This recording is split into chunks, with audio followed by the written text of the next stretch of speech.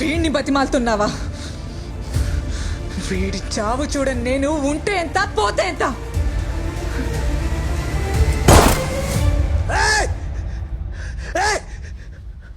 పాపమే సార్, రక్తంతో కడగాల్సిన పాపం.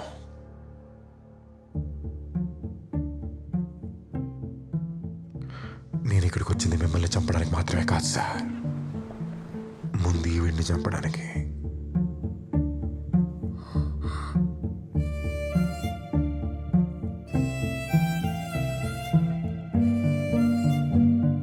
నువ్వు నా సొంత కొడుకు లాంటి వాడివి అనుకున్నాను రా ద్రోహి.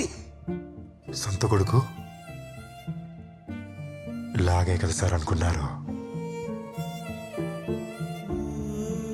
అవును సార్, ఒక అమ్మాయి కోసం ఇదంతా చేశా.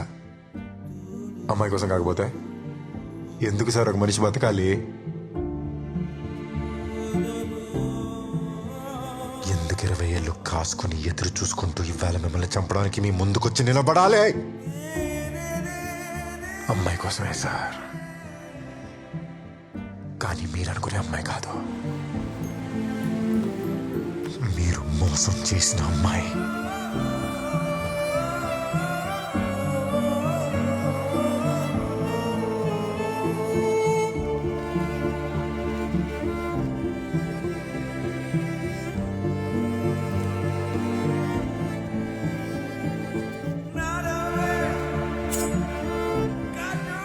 ఈ వయసులో కత్తితో ఏం పనిరా?